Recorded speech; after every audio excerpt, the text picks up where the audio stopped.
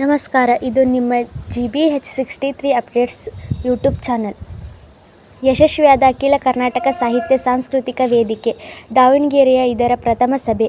ಕನ್ನಡ ನಾಡು, ನುಡಿ, ಭಾಷೆ, ಜಲ ಒಳಗೊಂಡ ಸಾಹಿತ್ಯ, ಸಂಸ್ಕೃತಿ, ಸಂಗೀತ, ಕಲೆ, ರಂಗಕಲೆ ಇವುಗಳ ಏಳ್ಗೆಗಾಗಿ ಅಖಿಲ ಕರ್ನಾಟಕ ಸಾಹಿತ್ಯ ಸಾಂಸ್ಕೃತಿಕ ವೇದಿಕೆಯ ಪ್ರಪ್ರಥಮ ಸಭೆ ಇಂದು ದಾವಣಗೆರೆಯ ಪ್ರವಾಸಿ ಮಂದಿರದಲ್ಲಿಂದ ಯಶಸ್ವಿಯಾಗಿ ಜರುಗಿತು. ಸಭೆಯು ವೇದಿಕೆಯ ಅಧ್ಯಕ್ಷರಾದ ವಿರೂಪಾಕ್ಷಪ್ಪ ಪಂಡಿತ್ ಪ್ರಾಸ್ತಾವಿಕವಾಗಿ ಮಾತನಾಡಿದರು. ನಾನು ಹೇಳ್ತಾ ಇದ್ದೇನೆ, ಈಗ ಕನ್ನಡದ ತೇರನ್ನು ನಾವೆಲ್ಲರೂ ಸೇರಿ ಎಳೆಯಬೇಕು. ಹೇಗೆ ಎಳೆಯಬೇಕು, ಯಾವ ಎಳೆಯಬೇಕು, ಯಾವ ಥರ ಎಳೆಯಬೇಕು ಅದನ್ನು ಪ್ರಾಸ್ತಾವಿಕ ನುಡಿಗಳಲ್ಲಿ ನಮ್ಮ ವಿರೂಪಾಕ್ಷಪ್ಪ ಪಂಡಿತ್ ಅವರು ತಮಗೆಲ್ಲ ತಿಳಿಸಿದ್ದಾರೆ. ಅಮೃತ ಸಮಾನವಾದ ಭವ್ಯತೆ, ದಿವ್ಯತೆ ಹಾಗೂ ಅನನ್ಯತೆಯನ್ನೊಳಗೊಂಡಿರುವಂತಹದ್ದು. ಕನ್ನಡವು ನಾಡಿನ ಜಲ, ನೆಲ, ಹಸಿರು, ಸಮೃದ್ಧಿ, ಸಂಸ್ಕೃತಿಯಲ್ಲಿ ಸಮ್ಮಿಳಿತಗೊಂಡು ಅನೂಚಾನವಾಗಿ ಬರೋಬ್ಬರಿ 2000 ವರ್ಷಗಳ ಕಾಲದ ಸುದೀರ್ಘ ಹಾದಿಯಲ್ಲಿ ಸಾಗಿ ಬಂದಿದೆ. ಕನ್ನಡ ನಾಡು, ಭಾಷೆ, ಸಂಸ್ಕೃತಿ ಉಳಿವಿಗಾಗಿ ನಾಡಿನ ಶ್ರೇಷ್ಠಾತಿ ಶ್ರೇಷ್ಠ ಮಹನೀಯರು ಮರೆಯಲಾಗದ ಕಾಣಿಕೆ ಸಲ್ಲಿಸಿ ಕನ್ನಡ ಸಾರಸ್ವತ ಲೋಕದಲ್ಲಿ ಅಜರಾಮರವಾಗಿ ಉಳಿದಿದ್ದಾರೆ. ಕನ್ನಡಕ್ಕಾಗಿ ನೂರಾರು ಸಂಘ ಸಂಸ್ಥೆಗಳು ಕ್ರಿಯಾಶೀಲವಾಗಿ ದಣಿದಿವೆ. ಕನ್ನಡಿಗರಿಗಾಗಿ ದುಡಿಯುತ್ತಿವೆ, ತುಡಿಯುತ್ತಿವೆ. ಆದರೆ ಕನ್ನಡ ಕಂಗ್ಲೀಷ್ ಆಗಿ ಪರಿವರ್ತನೆಯಾಗುತ್ತಿದೆಯಾ ಅಥವಾ ಇಂಗ್ಲಿಷನ್ನು ತನ್ನೊಳಗೆ ಆವಾಹಿಸಿಕೊಂಡು ಸಮೃದ್ಧಿಯಾಗುತ್ತಿದೆಯಾ ಎಂಬ ಜಿಜ್ಞಾಸೆ ಕಾಡುತ್ತಿದೆ. ಆದರೂ ಉನ್ನತ ಶಿಕ್ಷಣದ ಹೆದ್ದಾರಿ ಇಂಗ್ಲಿಷ್ ಆಗಿರುವುದರಿಂದ ಇಂಗ್ಲಿಷ್ ವ್ಯಾಮೋಹಿತರಾದ ವಿದ್ಯಾರ್ಥಿ ಯುವಜನರು ಕನ್ನಡ ಓದುವ ಸಂಸ್ಕೃತಿಯಿಂದ ದೂರವಾಗುತ್ತಿದ್ದಾರೆ. ಸರಿಯಾದ ಗುಣಿತಾಕ್ಷರಗಳನ್ನು ಕಲಿಸದ ಶಿಕ್ಷಣ ದುರ್ವ್ಯವಸ್ಥೆ ನಮ್ಮಲ್ಲಿದೆ. ಇದನ್ನು ಸರಿಪಡಿಸುವ ಜವಾಬ್ದಾರಿ ನಮ್ಮೆಲ್ಲರ ಮೇಲಿದೆ ಎಂದು ಅಂದುಕೊಂಡಿದ್ದೇನೆ. ಕೆಲವು ಸಂಘ ಸಂಸ್ಥೆಗಳಿನ ಇತ್ತೀಚಿನ ಬೆಳವಣಿಗೆ ಹಾಗೂ ವಾತಾವರಣ ಮನೋಧರ್ಮ ಉಸಿರುಗಟ್ಟಿಸುವಂತೆ ಭಾಸವಾಗುತ್ತಿರುವುದು ಎಲ್ಲರೂ ಗಮನಿಸುತ್ತಿರಬಹುದು.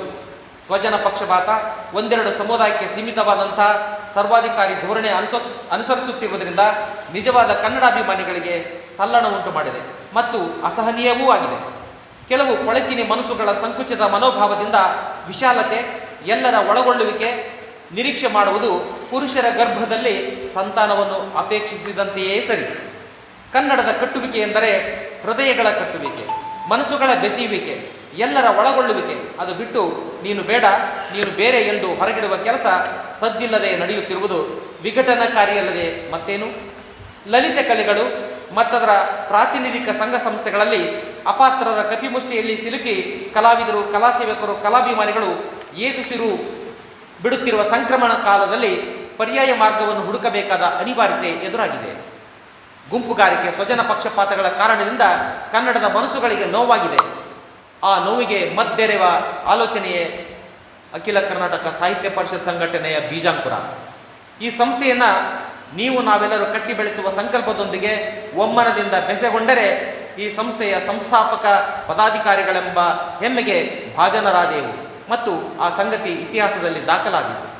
ನಾಡಿನ ಜಲ, ನೆಲ, ಭಾಷೆ, ಸಂಸ್ಕೃತಿಯೊಂದಿಗೆ ಕನ್ನಡದ ಹಿರಿಮೆ ಗರಿಮೆಗಳ ಮೇಲೆ ಬೆಳಕು ಬೀರುವ, ಎಲೆಮರೆ ಕಾಯಂತೆ ಸೇವೆಯಲ್ಲಿ ತೊಡಗಿರುವ ನಿಷ್ಕಾಮ ಕರ್ಮಿ ಸಾಧಕರುಗಳನ್ನು ಗುರುತಿಸುವುದು, ಪ್ರೋತ್ಸಾಹಿಸುವುದು ಮತ್ತು ಗೌರವಿಸುವುದು ನಮ್ಮೆಲ್ಲರ ಪವಿತ್ರವಾದ ಕೈಕರಿ ಎಂದು ಭಾವಿಸಿ ಮುನ್ನಡಿ ಬರೆಯೋಣ. ಲಲಿತ ಕಲೆಗಳನ್ನು ಬೆಳೆಸುವುದು, ಪ್ರೋತ್ಸಾಹಿಸುವುದು, ಇಂದಿನ ಯುವ ಪೀಳಿಗೆಗೆ ತಲುಪಿಸುವುದು, ಅವುಗಳ ಬಗ್ಗೆ ಆಸಕ್ತಿ ಹುಟ್ಟುಹಾಕುವುದು, ಅಭಿರುಚಿ ಮೂಡಿಸುವುದು, ಸಾಹಿತ್ಯ, ಸಂಗೀತ, ನೃತ್ಯ, ನಾಟಕ, ಚಿತ್ರ, ಕಾಷ್ಟಶಿಲ್ಪ, ಸಿನಿಮಾ ಮುಂತಾದ ಕಲಾ ಪ್ರಕಾರಗಳ ಬಗ್ಗೆ ಕಮ್ಮಟ, ತರಬೇತಿ, ಸಂವಾದ, ಮಾರ್ಗದರ್ಶನ, ಸ್ಪರ್ಧೆಗಳನ್ನು, ಪ್ರದರ್ಶನಗಳನ್ನು ಏರ್ಪಡಿಸುವುದು, ಸಾಹಿತ್ಯ, ಸಂಗೀತ ಮುಂತಾದ ಕ್ಷೇತ್ರಗಳ ದಿಗ್ಗಜರ ಹೆಸರಿನಲ್ಲಿ ಪ್ರಶಸ್ತಿ, ಪುರಸ್ಕಾರ ನೀಡುವುದು ಇವು ನಮ್ಮ ಪ್ರಧಾನ ಉದ್ದೇಶಗಳಾದರೆ, ಸಾಹಿತ್ಯಿಕವಾಗಿ ಕವಿಗೋಷ್ಠಿ, ಕಾವ್ಯ ಕಮ್ಮಟ, ಕಥಾ ಕಮ್ಮಟ ಏರ್ಪಡಿಸುವುದು, ಹಳೆಗನ್ನಡ ಮತ್ತು ಗಮಕ ವಾಚನ ಹಾಗೂ ಕಲಿಕೆಗೆ ಒತ್ತು ನೀಡುವುದು, ಪ್ರೌಢಶಾಲೆ ಹಾಗೂ ಕಾಲೇಜುಗಳಲ್ಲಿ ಕನ್ನಡದ ಸಾಹಿತ್ಯದ ಬಗ್ಗೆ ಆಸಕ್ತಿ ಮೂಡಿಸಲು ಗೀತಗಾಯನ ಕಾರ್ಯಕ್ರಮ ಹಮ್ಮಿಕೊಳ್ಳುವುದು, ಕವನ ಸಂಕಲನ, ಕಥಾ ಸಂಕಲನ ಸಂಪಾದನೆ, ಮುದ್ರಣ, ಬಿಡುಗಡೆ ಕಾರ್ಯಕ್ರಮಗಳನ್ನು ಮಾಡುವುದು, ತಾಳಬದ್ದಲೆ, ಯಕ್ಷಗಾನ, ಗಮಕ ಕಾರ್ಯಕ್ರಮಗಳನ್ನು ಏರ್ಪಡಿಸುವುದು, ಜನಪದ, ಭಾವಗೀತೆ, ಭಕ್ತಿಗೀತೆ, ದಾಸ ಸಾಹಿತ್ಯ, ವಚನಗಳ ಗಾಯನ ಸ್ಪರ್ಧೆ ಏರ್ಪಡಿಸುವುದು, ರಂಗ ಕಲಾ ತರಬೇತಿ ಶಿಬಿರಗಳನ್ನು ಏರ್ಪಡಿಸುವುದು, ನಾಟಕಗಳನ್ನು ಆಯೋಜಿಸುವುದು, ಕತೆ, ಕವನ, ಪ್ರಬಂಧ ಸ್ಪರ್ಧೆ ಏರ್ಪಡಿಸುವುದು, ಬರಹಗಾರರನ್ನು ಪ್ರೋತ್ಸಾಹಿಸುವುದು,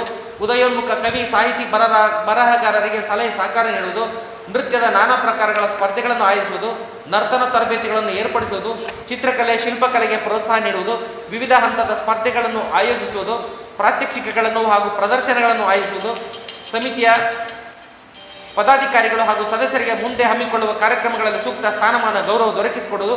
ಇದಿಷ್ಟು ಸಂಘದ ಧ್ಯೇಯೋದ್ದೇಶಗಳನ್ನು ಇಟ್ಟುಕೊಂಡು ಇವತ್ತಿನ ಸಭೆಯನ್ನು ಸೇರಿದ್ದೀವಿ. ಗೌರವಾಧ್ಯಕ್ಷ ಜಿ.ಕೆ. ಕುಲಕರ್ಣಿ, ಪ್ರಧಾನ ಕಾರ್ಯದರ್ಶಿ ಲಲಿತ್ ಜೈನ್ ಮೊದಲಾದವರ ನೇತೃತ್ವದಲ್ಲಿ ನಡೆಯಿತು.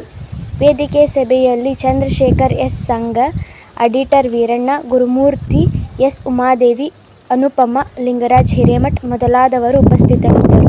ವೇದಿಕೆಯ ಪದಾಧಿಕಾರಿಗಳಾದ ವಿರೂಪಾಕ್ಷಪ್ಪ ಪಂಡಿತ್ ಅಧ್ಯಕ್ಷರು, ಜಿ.ಕೆ. ಕುಲಕರ್ಣಿ ಗೌರವಾಧ್ಯಕ್ಷರು, ಲಲಿತ್ ಕುಮಾರ್ ಜೈನ್ ಪ್ರಧಾನ ಕಾರ್ಯದರ್ಶಿ, ಉಪಾಧ್ಯಕ್ಷರಾಗಿ ಗುರುಮೂರ್ತಿ ಜಿ.ಬಿ.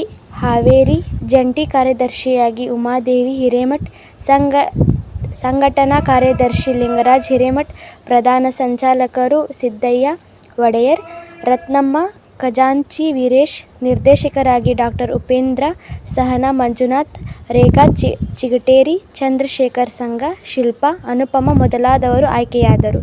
ಆರಂಭದಲ್ಲಿ ಉಮಾದೇವಿ ಹಿರೇಮಠ್ ಪ್ರಾರ್ಥನೆ, ಲಲಿತ್ ಕುಮಾರ್ ಜೈನ್ ಸ್ವಾಗತ, ಗುರುಮೂರ್ತಿಯವರು ವಂದಿಸಿದರು. ನಮಸ್ಕಾರ. ಇದು ನಿಮ್ಮ GBH63 ಅಪ್ಡೇಟ್ಸ್ ಚಾನಲ್. ದಯಮಾಡಿ ಚಾನಲನ್ನು ಸಬ್ಸ್ಕ್ರೈಬ್, ಶೇರ್ ಮಾಡಿ, ಲೈಕ್ ಮತ್ತು ಕಮೆಂಟ್ ಮಾಡಿ. ಧನ್ಯವಾದಗಳು.